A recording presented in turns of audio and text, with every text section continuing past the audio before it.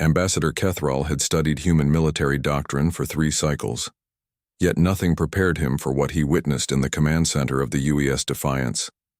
The human vessel hung crippled in space, its hull breached in 17 places, life support failing on 12 decks. Any rational species would have surrendered hours ago. Captain Martinez. Kethral's translator rendered his clicks and whistles into human speech. Your situation is hopeless. The hegemony fleet has you surrounded. Your weapons are offline. Surrender, and your crew will be granted standard prisoner protocols. Captain Sofia Martinez didn't look up from her tactical display. Blood trickled from a gash on her forehead, and her uniform bore scorch marks from an earlier hull breach. Around her, the bridge crew worked with desperate efficiency, their faces grim but determined. Negative, Ambassador. Martinez finally turned, her dark eyes meeting his compound ones. We have civilians aboard, 347 colonists from New Eden, including 82 children. Kethral's mandibles clicked in confusion. The colonists are not military personnel. They have no tactical value. The hegemony has no interest in them. That's where you're wrong. Martinez returned to her display. They have infinite tactical value to us. The Vrek's concept of warfare was elegant in its simplicity. Numerical, superiority, technological advantage, strategic positioning. These were the pillars upon which civilizations rose and fell. The hegemony had conquered 47 star systems using this formula. When they encountered a new species, they calculated military assets, compared fleet strengths, and determined the most efficient path to victory. Humans, it seemed, calculated differently. Engineering to bridge crackled through the comm. Captain, we've got the jump drive back online, but she'll only take 1 more jump. And it's going to be rough. How rough, Chen? 50-50 chance of a catastrophic containment failure. Could take the whole ship. Kethral watched Martinez process this information. Any Vrek's commander would now calculate the odds. A functioning warship was worth more than its current complement of non-combatants. The logical choice was to evacuate the colonists to the enemy fleet and preserve the military asset. Instead, Martinez smiled. All hands, this is the captain. Her voice carried across every speaker on the ship. We're jumping to the Kepler station in 30 minutes. I won't lie to you, it's going to be dangerous, but we're not leaving anyone behind. We go home together, or not at all. The response from the crew was immediate and unanimous.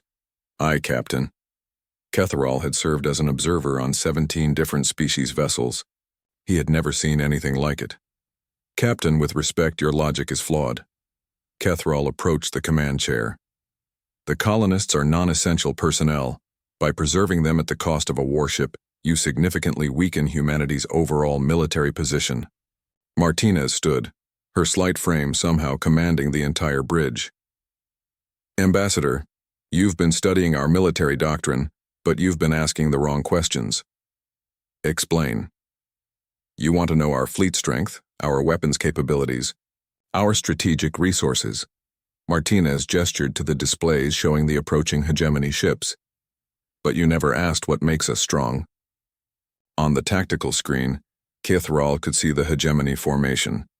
12 heavy cruisers, their weapons trained on the crippled human vessel.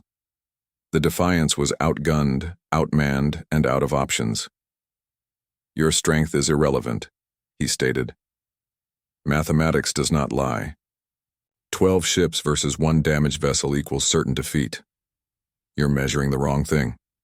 Martinez moved to the viewport, staring out at the enemy fleet. You count ships. We count what we're fighting for. The jump drive hummed to life, its vibrations running through the deck plates. Warning lights bathed the bridge in amber. Tell me, Ambassador, Martinez continued, when your people go to war, what drives them?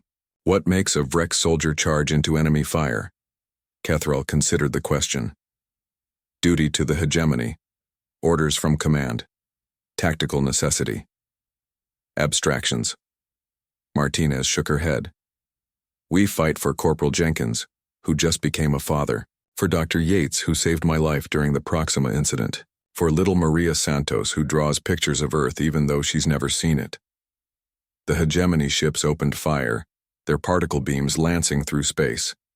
The Defiance shuddered under the impact, but held together. "Jump in 10 seconds, announced the helmsman. "Captain?" Cathrall tried one more time.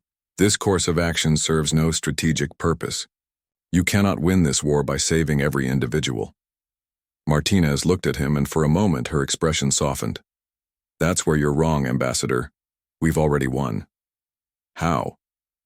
The jump drive engaged, reality folding around them as space twisted into impossible geometries.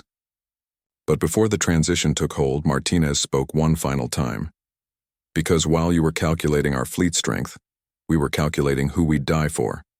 And that number, Ambassador, is infinite." The Defiance vanished in a burst of exotic radiation, leaving the hegemony fleet grasping at empty space.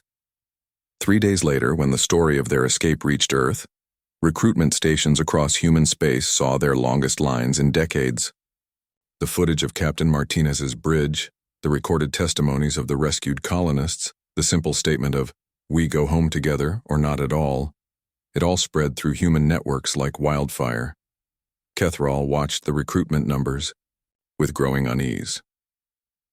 The hegemony's intelligence had been accurate about humanity's fleet strength, their technological capabilities, their strategic reserves. But they had missed something fundamental. They had counted humanity's armies. They had never counted humanity's heart. And that, the Ambassador was beginning to realize, might be the most dangerous miscalculation in galactic history.